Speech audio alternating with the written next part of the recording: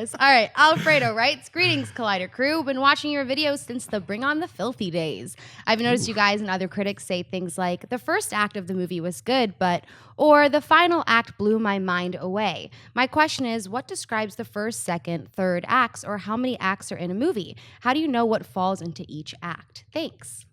Well, when you first take any screenwriting class, they make you buy this one book called Sid Field's Screenplay, The Foundations of Screenwriting, and they explain the three-act structure, which is basically 90-something% of all movies use it. They have an opening act, which is about 30 minutes long, which is called exposition. They set it up, they set all the stuff up, and then in the middle part, it's about 60 minutes. It's a confrontation, and then the last 30 minutes is the resolution. So a lot of movies just follow that same structure, especially in blockbuster movies. What do you guys think? No, I agree. I think you nailed it as far as how it's set up. Yeah. But I think I'll just address the question is, I think what the acts can do is, depending on like how things are set up, and this is more for TV, but what I would say, if Bloodline, for example, the show on Netflix, was an entire movie with the acts, if it was a 10-hour movie, right?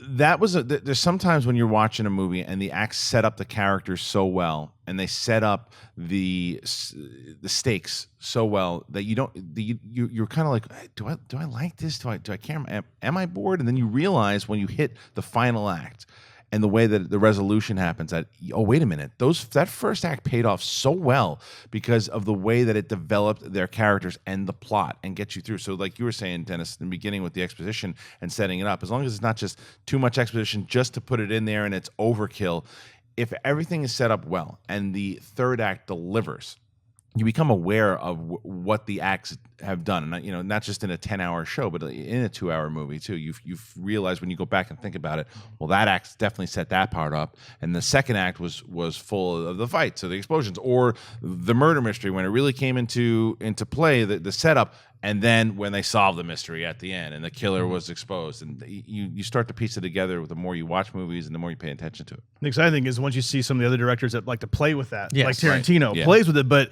you have to understand, Tarantino's not just like, I'm just going to screw this whole 3-act thing. He understands the basics. You always have to understand. It's like a great basketball player or any other thing you do, talent. You have to understand the basics before you can start to change them. Yeah. So, I mean, Tarantino plays a little more.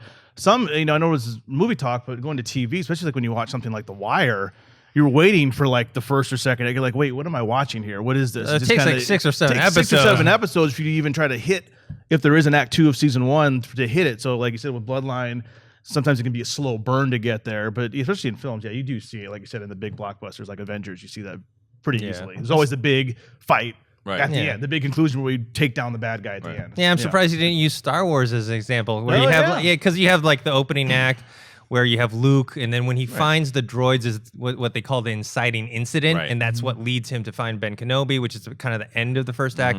Then the rest of him meeting Han, rescuing Princess Leia is all the middle. The mission. Yeah, and then the climax is the third act is the Death Star, so it's pretty easy.